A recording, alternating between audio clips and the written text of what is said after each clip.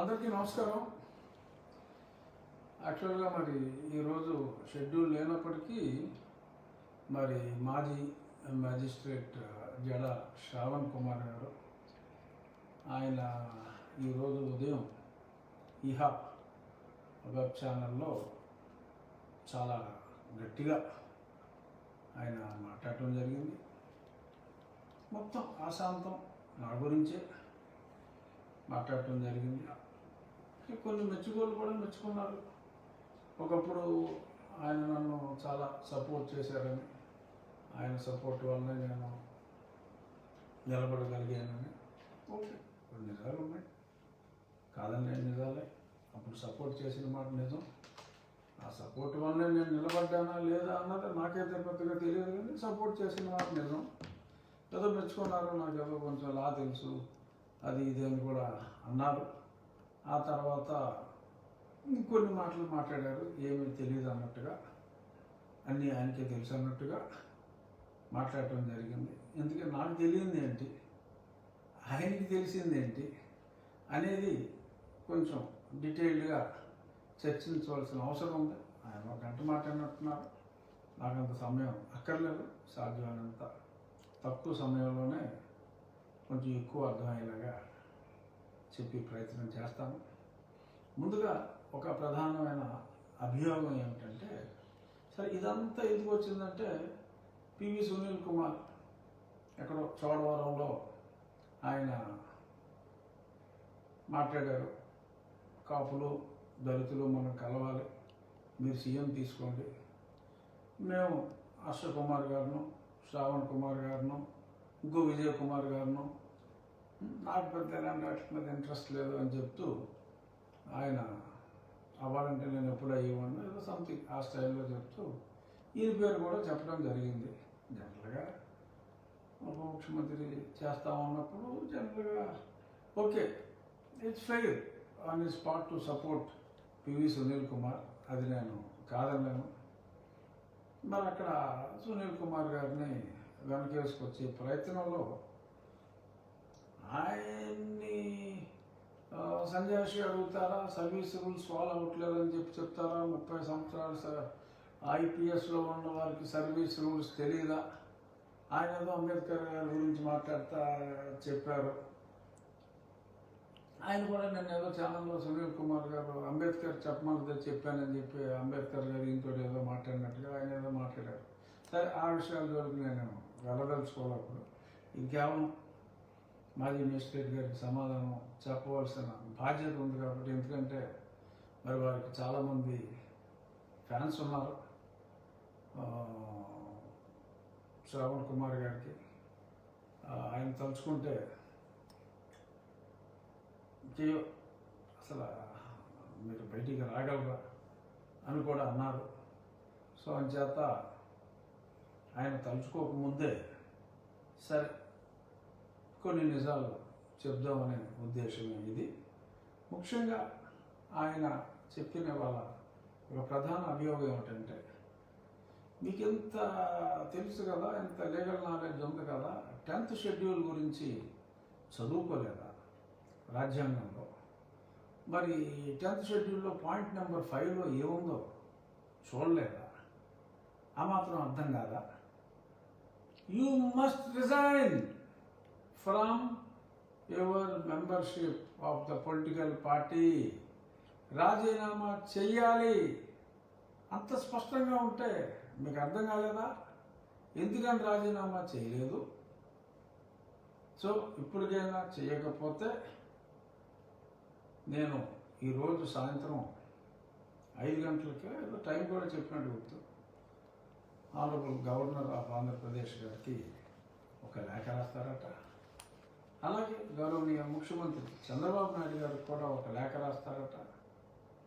వెంటనే తీసేయండి, రాజీనామా చేయకపోతే మీరు ఓటింగ్ పెట్టైనా సరే తీసేయమని చెప్తాను. ఊరుకునేదే లేదు, తగ్గేదేలే అన్న స్టైల్లో మరి ఆయన నిప్పులు చెరిగారు నా మీద. మరి ఓకే, అందులో మనం జడ్జి అని పిలుచుకుంటాం, బట్ ఈ was a magistrate, fine. Magistrate 10 ఏళ్ళ తర్వాత జడ్జి అవుతారు అనుకోండి, అందులో పెద్ద డిఫరెన్స్ ఉందని కాదు కానీ, బట్ ఆయన ఒక మ్యాజిస్ట్రేట్గా కూడా డెఫినెట్గా నాలెడ్జ్ ఉంటుంది. మరి ఆ 10th షెడ్యూల్ గురించి తెలుసా అని నన్ను అడిగారు. ప్రజలతో నేను పంచుకోవాలనుకునేది ఏంటంటే, చాలామంది విద్యార్థులు ఇప్పుడు ఈ వీడియో చూస్తూ ఉంటారు కాబట్టి మీరు గూగుల్ సెర్చ్ చేయండి 10th schedule of constitution of India. అది 1985 52వ రాజ్యాంగ సవరణ ప్రకారం రాజీవ్ గాంధీ గారు ప్రధానమంత్రి కింద ఉండగా యాంటీ డిఫెక్షన్ చట్టం అనేదాన్ని ఒకదాన్ని తీసుకొచ్చి దానికోసం పొందుపరిచిన షెడ్యూల్ అది 10th షెడ్యూల్. ఆ 10th షెడ్యూల్లో సరే ఫస్ట్ డెఫినేషన్స్ అయిన తర్వాత second point disqualification on ground of defection. ఇది నేను రాజ్యాంగం ప్రింట్ తీసి అందులో ఉన్నదే చదువుతున్నా శ్రావణ్ కుమార్ గారు. ఒకవేళ మీరు చూస్తూ ఉండుంటే అదే చదువుతున్నా. అదేమిటంటే subject to the provisions of paragraph 4 and 5, a member of a house belonging to any political party shall be disqualified for being a member of the house if he has voluntarily given up his membership of such political party. అంటే ఎవరైనా ఒక party తరపున ఎన్నికైన వ్యక్తి ఆ పార్టీకి రాజీనామా చేస్తే అతని సభ్యత్వం పోతుంది అనేది పాయింట్ నెంబర్ 2. మరి పాయింట్ నెంబర్ 5లో ఏం చెప్పాడు అంటే అది ఎగ్జంప్షన్ అని చెప్తూ notwithstanding anything contained in this schedule a person who has been elected to the office of the speaker or the deputy speaker of the house of the people or the deputy chairman of the council of states, deputy chairman of a state shall not be disqualified under this schedule if he, by any reason of his election to such office, voluntarily gives up the membership of the political party to which he belonged immediately before such election and does not, so long as he continues to hold such office thereafter, rejoin the political party or become a member of another political party. ఇదేమిటంటే శ్యామ్ కుమార్ గారు అందులో స్పష్టంగా ఒకవేళ నీవు రాజీనామా చేయాలి అనుకుని రాజీనామా చేస్తే పాయింట్ నెంబర్ 2లో ఉన్న డిఫెక్షన్ నీకు అప్లై కాదు అని చెప్పారు. It is not at all mandatory, it is the discretion given. మీరు చెప్పిన నీలం సంజీవ్ రెడ్డి గారి ఎగ్జాంపుల్, ఆయన 1969లో లోక్సభ స్పీకర్గా ఎన్నికైనప్పుడు అప్పుడు ఆయన రాజీనామా చేయటం జరిగింది. ఇక్కడ ఈ యాంటీ డిఫెక్షన్ వచ్చినప్పుడు ఈ బిల్లు వచ్చిన తర్వాత ఒకవేళ ఎవరైనా ఇలాగ రాజీనామా చేస్తే సంజీవ్ రెడ్డి గారి లాగా మరి ఆయన డిస్క్వాలిఫై అవుతాడు కదా ఈ చట్టం ప్రకారం అన్న ఆలోచనతో స్పీకరు డిప్యూటీ స్పీకరు ఒకవేళ కౌన్సిల్ ఉంటే కనుక ఆ రాష్ట్రంలో చైర్మన్ డిప్యూటీ చైర్మన్లు వారి వారి పార్టీలకి రాజీనామా చేస్తే వారికి డిస్క్వాలిఫికేషన్ రాదు. ఆ టర్మ్ అయిన తర్వాత వారు ఆ ముందు పార్టీలో కానీ వేరే ఇతర పార్టీలో కానీ జాయిన్ అయినప్పటికీ కూడా ఈ డిస్క్వాలిఫికేషన్ అప్లై అవ్వదు అని. సపోజ్ 2 సంవత్సరాల్లో తీసేశారు అనుకోండి, మీరు రాసిన లెటర్లో లేకపోతే ఇంకేదో అల్పాపవచ్చో ఎవరినైనా సరే తీసేశారనుకోండి, ఆయన విలువలు కలిగిన వ్యక్తిగా మీరు కోరుకునే విలువలు ఉన్న ఒక వ్యక్తిగా రాజ్యాంగంలో మీరు అనుకున్నట్టు మ్యాండేటరీ కానప్పటికీ కూడా మీలాంటి గొప్ప విలువలు ఉన్నా లేకపోని మీరే ఒకవేళ మీరు అర్థం చేసుకున్నది అది కాబట్టి మీరే ఒకవేళ మొన్న మంగళగిరిలో నెగ్గి మీరే డిప్యూటీ స్పీకర్ అయ్యి ఆ స్పీకర్ డిప్యూటీ స్పీకర్ ఎప్పుడంటే చిన్న పోస్ట్ స్పీకర్ అయ్యింది మీరు ఒకవేళ రాజీనామా చేసి ఉంటే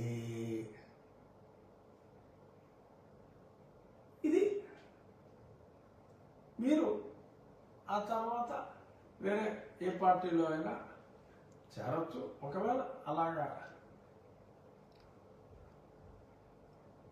రాజీనామా మీరు విలువలు కలిగి చేస్తే మరి డిస్క్వాలిఫై అయ్యే రిస్క్ లేకుండా ఈ ప్రొవిజన్ని ఇవ్వడం జరిగింది. దీన్ని ఇన్కార్పొరేట్ చేశారు.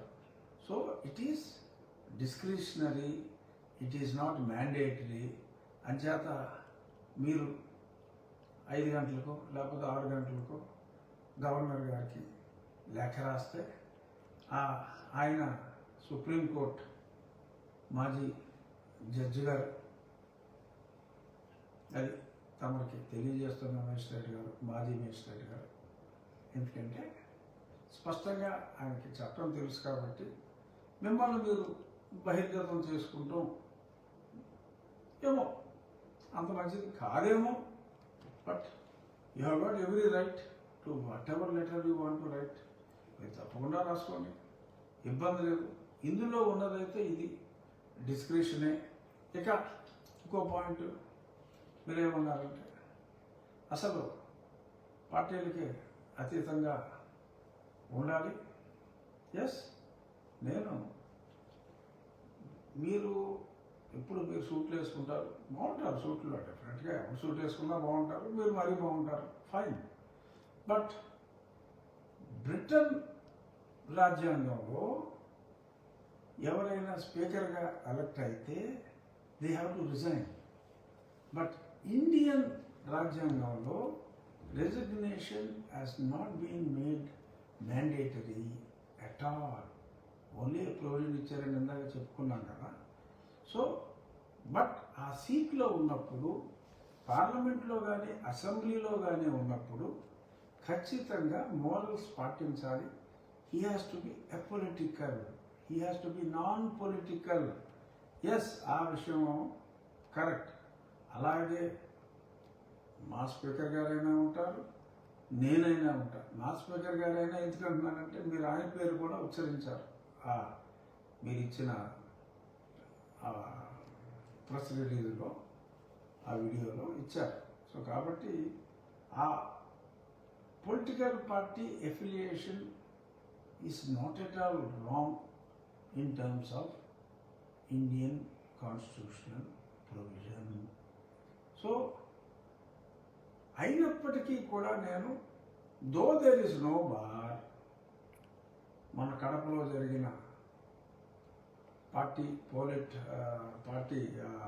యాన్యువల్ మీటింగ్కి కానీ, ఆ మధ్య 2 సార్లు జరిగిన అమరావతి పార్టీ ఆఫీసులో జరిగిన మీటింగ్ కానీ, ఎస్పెషల్లీ మా అసెంబ్లీ జరిగేటప్పుడు కొన్ని పార్టీ మీటింగ్స్ జరిగితే ఆ పార్టీ మీటింగ్స్, ఎటువంటి పార్టీ మీటింగుల్లో నేను పార్టిసిపేట్ చేయట్లా.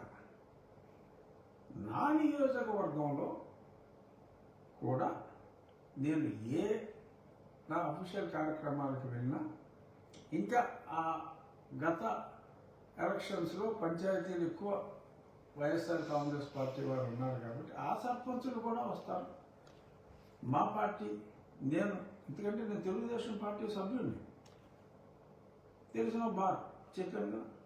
సో తెలుగుదేశం పార్టీ సభ్యులు కానీ, జనసేన సభ్యులు కానీ, భారతీయ జనతా పార్టీ సభ్యులు కానీ, వైఎస్ఆర్ కాంగ్రెస్ పార్టీ సభ్యులు కాదు కానీ వైఎస్ఆర్ కాంగ్రెస్ పార్టీ తరఫున ఎన్నికైన ప్రజాప్రతినిధులు కూడా వస్తున్నారు.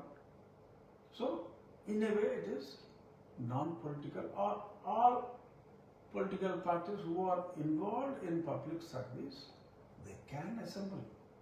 ఇంకొకటి, ఆ వెనకాల చంద్రబాబు నాయుడు గారిది, పవన్ కళ్యాణ్ గారిది ఫోటోలు పెట్టు కూర్చున్నారు. అసెసన్ political affiliation can be there అనేది స్పష్టంగా ఉంది. అయినప్పటికీ కూడా నన్ను ప్రతిపక్ష నాయకుడు ఆ రోజు ప్రతిపక్ష నాయకుడు అంటే ప్రతిపక్ష హోదా లేకపోయినా ప్రతిపక్షానికి శాసనసభాపక్ష నాయకుడు ఆ రోజు సాంప్రదాయం ఏమిటంటే అన్ని పార్టీల వాళ్ళు కూడా వచ్చి ఆ సీటు మీద కూర్చోబెడతారు. నియోజకవర్గంలో నా వెనకాల ఉన్న ఆ ఫోటోలో నేను ఆ సీట్లో నన్ను చంద్రబాబు నాయుడు గారు, ముఖ్యమంత్రి గారు, ఉప ముఖ్యమంత్రి గారు ఎవరైతే నన్ను ఆ పోస్టుకి ఎంపిక చేశారో ఆ ఎంపిక చేసిన ఇద్దరు వ్యక్తులు ముఖ్యమంత్రి అండ్ ఉప ముఖ్యమంత్రి నన్ను చైర్లో తీసుకొచ్చి కూర్చోబెట్టిన ఆ చిత్రపటాన్ని నేను నా ఆఫీసులో పెట్టుకున్నాను. నేను కూర్చుని ఉండగా ఒక పక్క బాబు గారు, ఇంకో పక్క కళ్యాణ్ గారు, నా పక్కన ఉన్న ఆ ఫోటోని నేను పెట్టుకున్నా. అంతే, పెట్టుకున్నా తప్పులేదు. కళ్యాణ్ గారిది, మోడీ గారిది ఇది నేను సపరేట్గా ఫోటోలు పెట్టుకున్నా కూడా తప్పులేదు రాజ్యాంగం ప్రకారం. కానీ నేను నా కుర్చీలో నాకు వీరు కూర్చోబెట్టిన కుర్చీలో కూర్చున్న ఫోటోయే పెట్టారు. అక్కడ డిప్యూటీ స్పీకర్ గౌరవాన్ని నేను తగ్గించాను, డిప్యూటీ స్పీకర్ గౌరవాన్ని పెంచాను శ్రవణ్ కుమార్ గారు. సో నేను ఎప్పుడూ కూడా ఆ సీటుకున్న గౌరవాన్ని తగ్గించను, ఎలివేటే చేస్తాను తప్ప తగ్గించను. సో మీరు పొలిటికల్గా కొన్ని డిబేట్స్లో టీవీ ఛానల్స్లో మాట్లాడుతున్నారు.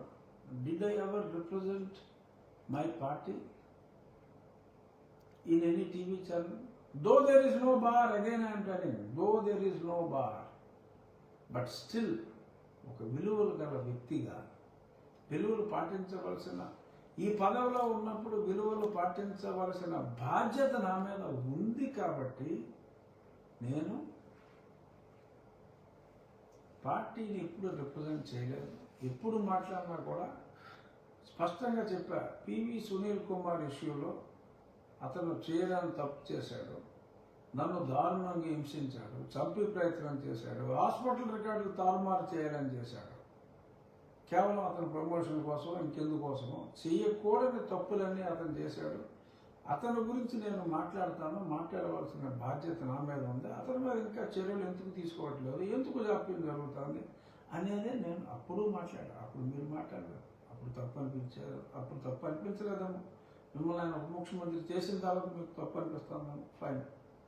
బట్ ఆ విషయం మీరు ఒక వీడియో కూడా ప్లే చేసి చూపెట్టారు, ఇదిగో ఇలా మాట్లాడుతున్నారని. అందులో నేను మాట్లాడిన కంటెంట్ ఏంటి?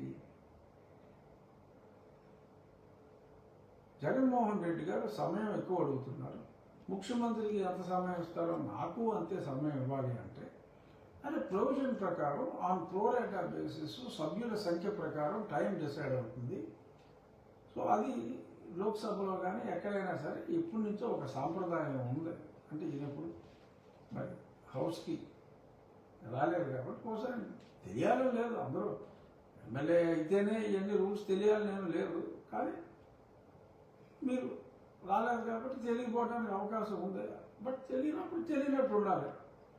నేను మాట్లాడింది ఆ సమయం గురించి మాట్లాడా, మీరు చూపెట్టిన ఎగ్జాంపుల్లో.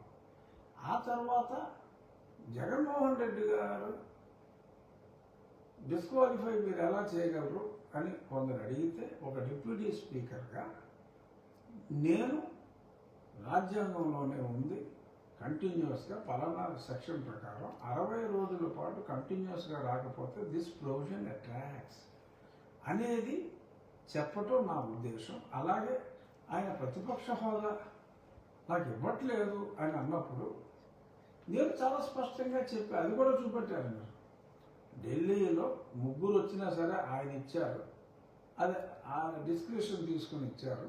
But there is a custom when there is no statute clearly which has defined the provision. So అక్కడ ఒక కస్టమరీ ప్రకారం వెళ్ళాలి. ఎప్పుడు కూడా గతంలో కూడా ఆంధ్రప్రదేశ్లో ఎన్టీ రామారావు గారు అప్రతిహత మెజార్టీ 94లో వచ్చినప్పుడు కూడా అక్కడ ప్రతిపక్ష నాయకుడు హోదా ఇవ్వలేదు.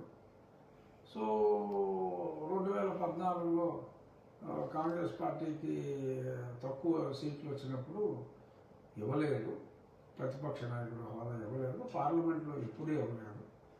ఇప్పుడు గుజరాత్లో నడుస్తుంది, అక్కడ కూడా 10% లేదు, అక్కడ కూడా ప్రతిపక్ష నాయకుడు హోదా ఇవ్వలేదు అని ఆ ప్రొవిజన్ గురించి చెప్పడం నా బాధ్యత. సో డిప్యూటీ స్పీకర్, నీకు రూల్స్ తెలియదా? అతనికే రూల్స్ చెప్తావా? ఏ హక్కు ఉంది అతనికి రూల్ చెప్పడానికి? సర్వీస్ రూల్స్ ఉన్నాయా? కాంటాక్ట్ రూల్స్ ఉన్నాయి. ఆ కాంటాక్ట్ రూల్స్ ఉన్నాయని చెప్పాను. ఏ హక్కు ఉందని యు ఆర్ క్వశ్చనింగ్ మీ. మీరు ఏదో పార్టీ పెట్టుకున్నారు, మీరే అంటూ ఉంటారు ఏదో చిన్న పార్టీ పెట్టుకున్నారని. సో తలుచుకుంటే ఏమన్నా అసలు తిరగగలరా అన్నారు. మీకున్న బలం తెలుసు. మంగళగిరిలో మీరు పోటీ చేశారు. మంగళగిరిలో మీకు 451 మంది ఉన్నారు మీకు మద్దతుగా. అలా చూసుకుంటే రాష్ట్రం మొత్తం ఒకవేళ మీకు 175 సీట్లలో మీరు పోటీ చేసిన అత్యధిక పాపులేషన్ ఉన్న మంగళగిరిలో వచ్చిన ఓట్లు మీకు అన్ని చోట్ల వచ్చినా కూడా నాకు వచ్చినంత మెజారిటీ కూడా ఆ 400 చొప్పులు లెక్కెట్టుకుంటే మీకు లేదు. సరే, అయినా మీరేదో చేసేయగలరని మీరు అనుకుంటున్నారు, చేయండి, చేసేది ఆపండి, పర్వాలేదు, ట్రై చేద్దాం. బట్ ఇలా మీకు చాలా గౌరవం ఇచ్చా, మీరు కూడా చెప్పారు అది. మరి ఎందుకని ఇలా నన్ను దారుణంగా చిత్రహింసలకు గురి చేసిన ఒక వ్యక్తి అదుపు తప్పి ప్రవర్తిస్తూ ఉంటే, కావాలంటే రాజీనామా చేసి రాజకీయాలు చేసుకోవచ్చు. ఇలాగా సర్వీసులో ఉండగా సర్వీస్ రూల్స్ వైలేట్ చేసి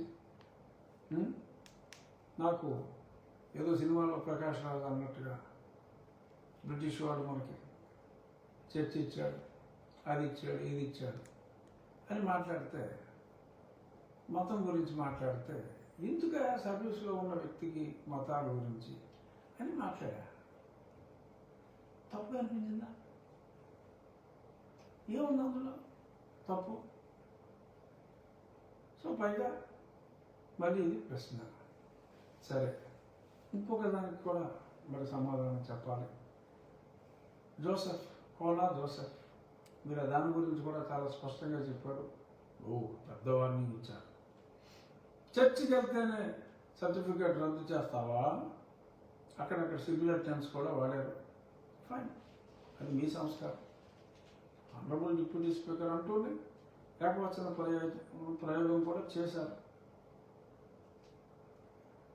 intentionally. Fine. Kona Joseph case మీరు టేకప్ చేశారు, చూశారు ఆ మధ్యలో వచ్చిన నోటీసులో. Kona Joseph habitual SC/ST atrocities complainant. మీ మీద పెట్టాడా? మీకు కావాల్సిన వాళ్ళ మీద పెట్టాడా అని అడిగారు. ఎస్, నాకు కావాల్సిన వాళ్ళ మీదే పెట్టాడు Kona Joseph. Kona Joseph school certificate verify చేస్తే క్రిస్టియన్ అని ఉంది. కాలేజ్ సర్టిఫికేట్ వెరిఫై చేస్తే క్రిస్టియన్ అని ఉంది. వాళ్ళ తల్లిదండ్రుల్ని క్రిస్టియన్ శ్మశాన వాడికలో పూడ్చిపెడితే క్రిస్టియన్స్ అయిపోతారా అని అడిగారు. ఏమవుతారు? ముస్లిమ్స్ అవుతారా? హిందూస్ అవుతారా? శ్రవణ్ కుమార్ గారు, క్రిస్టియన్ శ్మశాన వాటికలో పూడ్చిపెట్టి సిలువేసి సమాధి కడితే క్రిస్టియన్ కాడా? హిందూ అవుతాడా? ముసల్మాన్ అవుతాడా? వాడండి.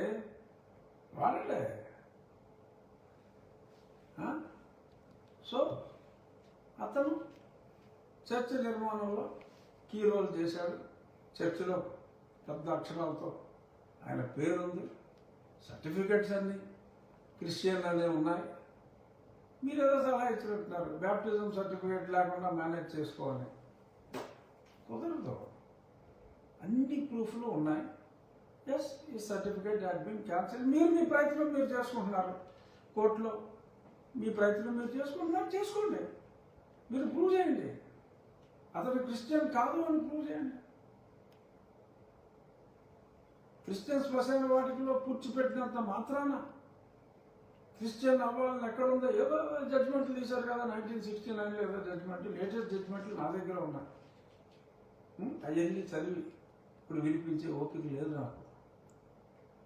బ్రీఫ్గా సమాధానం చెప్తున్నా. Yes, it's very clear.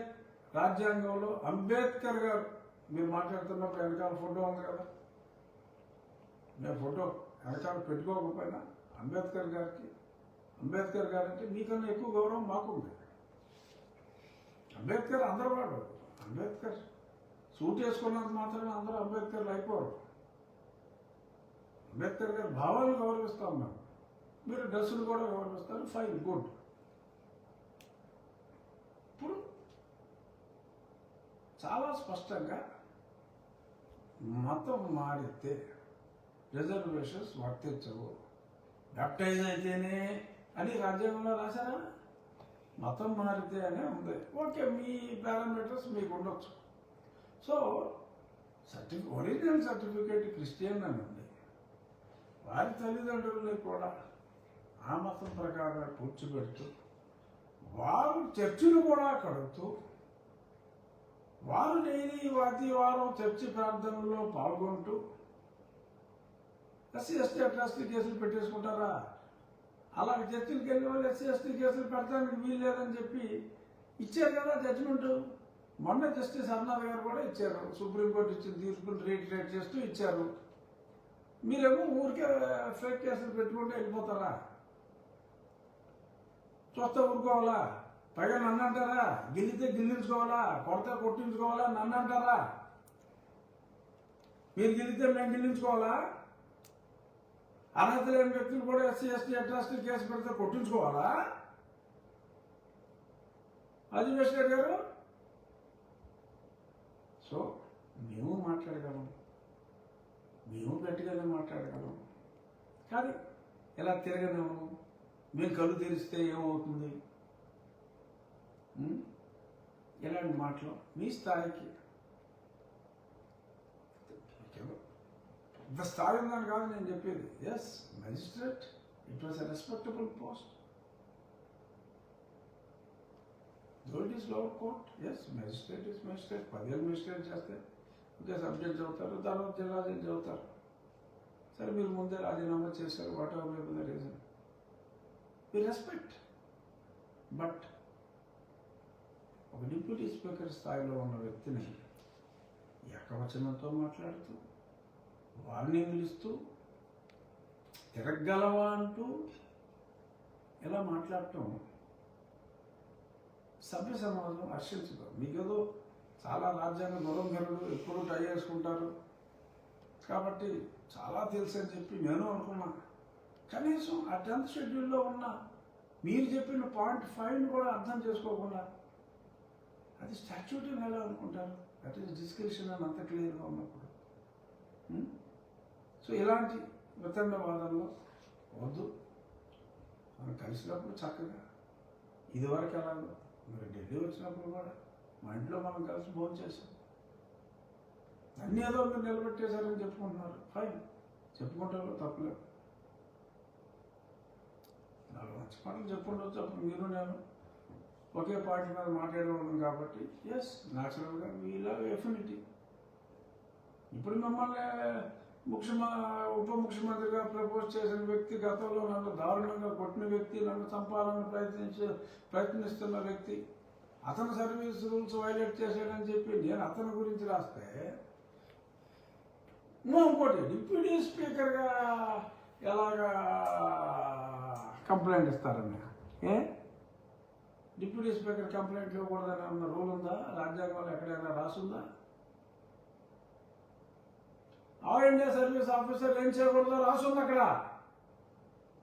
Deputy speaker అయితే నేను ఎవరి మీద ఒక తప్పు చేసిన వ్యక్తి గురించి కంప్లైంట్ ఇచ్చే హక్కు కూడా నాకు ఉండదా?